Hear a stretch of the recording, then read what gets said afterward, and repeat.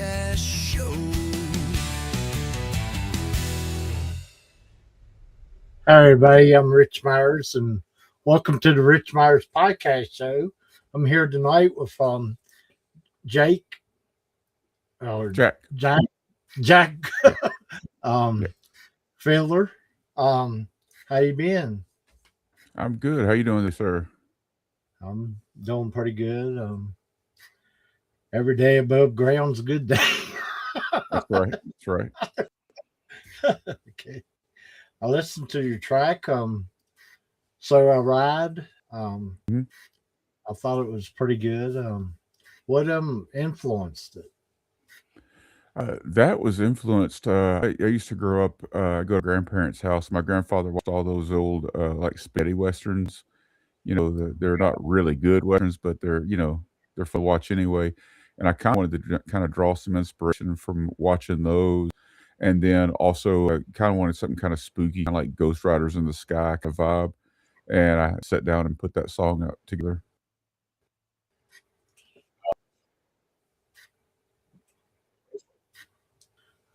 Let's take a listen to it.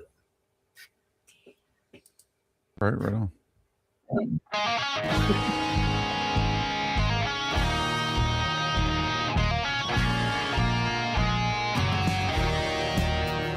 There is dust on my boots and dust in my eyes. Oh, I've been riding long and hard to get back to your side. Oh, I've been battling some demons through the windy pouring rain.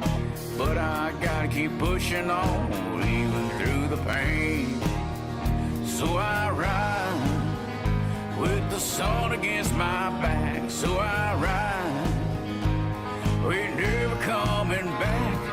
See the devil in my eyes, you hear the lonesome demon cry. I ride, so I ride.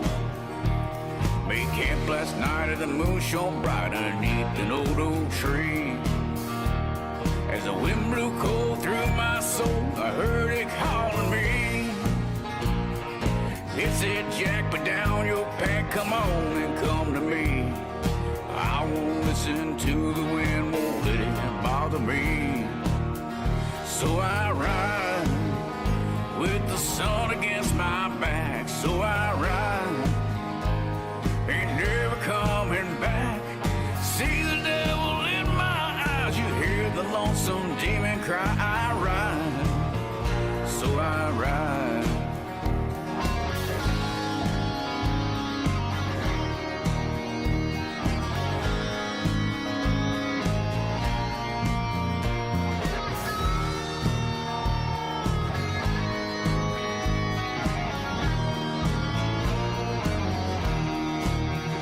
So I ride with the sun against my back. So I ride, oh, ain't never coming back. See the devil in my eyes, you hear the lonesome demon cry. I ride, so I ride. Yes, I ride, so I ride.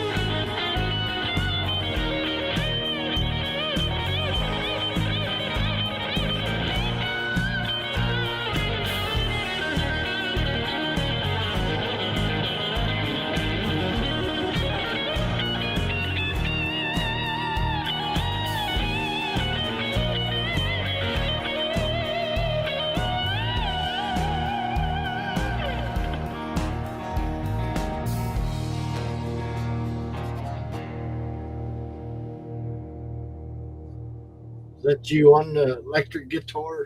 Or It's me on part of it. The reprise at the end is actually Shane Hurtado out of Nashville. Is a good friend of mine, and we asked him if he would join us on this one, and he actually wrote the whole reprise in. We didn't know how we were going to do it. Uh, we had it kind of just lined out and sent it over to him, kind of rough out, and he wrote that whole end piece on there. Wow. He's a beast. Okay. Can you tell me about any other songs or and what's next? Oh yeah, so I put out a whole album. The album came out on November 28th. It's called Requiem, and that was one of the songs off that album. So I've got 10 songs on that album, produced by Spark Studios. Uh, Seems to be doing pretty well so far. And then as far as shows, I stay booked up. I've already got stuff booked out for next year, 2026. I think I averaged about 300 shows a year, so try to stay Wow. busy. Okay. What do you like about being a musician? Uh, I guess my favorite part, I get to be creative and tell stories through music. That's kind of my big thing. A lot of my songs have some sort of story behind them. It might not be like a literal story. They'll have some sort of story behind them, and I love telling stories. And then on the flip side of that, I really like meeting people and getting to know them, hear their stories, and maybe I can put that into a song if I feel like it, or otherwise, it's just been that connection with people because I think music is one of those things that connects everybody. So even if you don't have anything in common, maybe you got music in common or something like that. So that's really my favorite part about playing music. When you're out there performing, how do you energize the crowd? I've got a really interesting approach. I don't talk a whole lot when I'm doing a show. You know, a lot of people talk a lot in between songs. And if that's your thing, that's okay. But for me, it's all about the music and driving the energy in the room with the music. So I'll pick my songs based on like when I show up to a place, I'll start looking around the room and I look at the kind of crowd I have and I pick out a couple songs that I think they might like and just try to amp up just with with music that I'm playing. I'll do 3 or 4 songs back to back. I don't stop. I really like to stay high energy the entire time playing. Okay. Um, how do you handle frequent travels away from home for a long period of time? Kind of got this ongoing joke that my wife and I get along so well because I'm never here, and but I get you get used to it, and I don't try to take too long of a stretch before I come back home. So I go out and I'll come back or go out and come back. I like doing that. About a week's out all I can handle before I have to get back in my own bed. Hotel beds and stuff like that. They're not comfortable no matter where you're staying at. So I try to make my stretches kind of short and always come home. Okay. Are you from a musical family or? I am. My grandfather's in the Bluegrass Hall of Fame. He was inducted in 1997. So Right. Josh Graves played with Flat and Scruggs, Slowbro. And so I grew up around. I've been playing since I was 4 years old. I just tag along with him in the studio or in the club or whatever. So I've been around it my whole life. Mm, okay. Where can people go and see your videos, music, and events? So I got a couple different things that depending on what they got access to. I have a website, but if they want to see my music and my more interactive stuff, any of my social media sites. I've got Facebook, Jack Fiddler, Fiddler Band. I've got Instagram, Jack Fiddler. I've got TikTok, and that's under Jack Fiddler, and then my YouTube channel is Jack Fiddler Band. And I try to post everything on all of them to make sure that no matter what somebody wants to use, they're going to be able to keep up with me. Okay. Do you like listening to music or creating? Well, I like both. I love creating music. That's really my passion. But I do like listening to music. Every time I get in the car, I'm playing music.